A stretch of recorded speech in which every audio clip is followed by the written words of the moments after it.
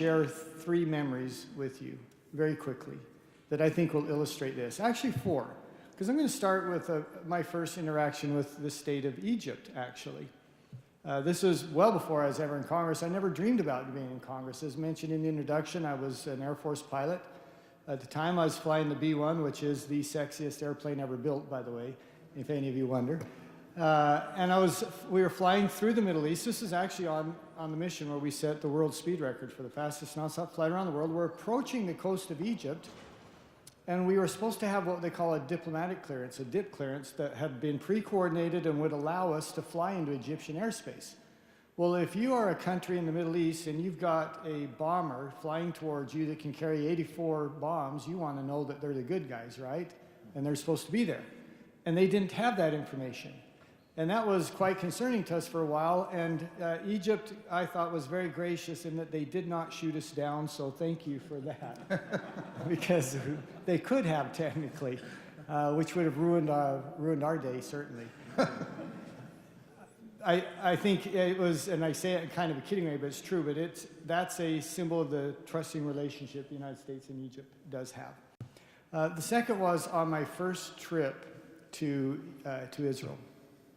And I have many, many memories from that first trip. My wife was with me, and it really had an impact on us. In many ways, it was a life-changing event. But I remember standing on the top of one of the skyscrapers in Tel Aviv, and looking just a few miles this way and knowing there's the border, and then knowing at my back was the Mediterranean Sea, and thinking this is a tiny, tiny piece of ground. This is a very easy target if someone wanted to do this nation great harm. And of course, there are many who have vowed to do that. On a subsequent trip to Israel, standing with the military encampment on the Golan Heights near the border. And at the time, they had fired inadvertently, I think, fired some missiles across the border into Israel, and they responded very quickly, as I'm glad that they do. But you could hear the gunfire from different elements of ISIS at the time. This was, I think, 2 summers ago. And to have the army captain who's with us explain, this group is an ISIS offshoot, and this group is the ISIS core, and then we've got Hezbollah, and going through the different threats that we're facing there, and then looking at those army soldiers and the equipment that was with them. I'm talking about the Israeli army soldiers, and thinking to myself, this country is going to be okay, because these were professional, dedicated, and capable military members. And as a former military officer myself, I think I have the capability of evaluating the difference between an effective combat unit and an ineffective one. And this is very clear to me that this is a very effective combat unit that I was associating with there. The third one, going back, I think a year before that, the summer of 14, I believe. My years sometimes get confused. But this is when we had thousands of missiles crossing over from Gaza into Israel. And we had a bit of a skirmish, as you may recall, that summer.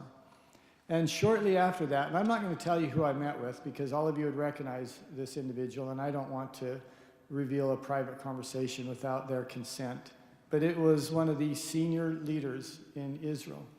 And just talking to him about various things, and he made a comment to me that I've thought about many times since. He said, do you know who our closest ally in the world is? The one ally that we really think we can always rely on? And I expected him to say the United States, of course. And he knew that's what I thought. And he said, Egypt. Yeah. Egypt is the one country right now. He said, Egypt is the one country right now that we really believe will stand by us. They have honored the peace accords for many, many years. They helped us with the tunnels. They've helped us with this latest skirmish. And he went on with a list of reasons why that relationship was so important to him and to them and to their leadership. And look, it would be easy, under the pressures that they fall under, for the leadership of Egypt to walk away from those peace accords. It would be easy for them to say, the world has changed, this is too hard, we're not going to do it anymore. God bless them that they haven't done that. It's so important to maintain that friendship and that positive relationship. And I'll conclude with this. The man that we want to honor through this effort, that I am so pleased to be the primary sponsor of, is someone who demonstrated extraordinary leadership under much of the same pressures. Anwar Sadat was willing to stand up and in a remarkably humble way and a remarkably meek way prove to the world that he was one of the great leaders on the world stage at that time. He had a vision that no one else had at that moment. We're here to honor that vision.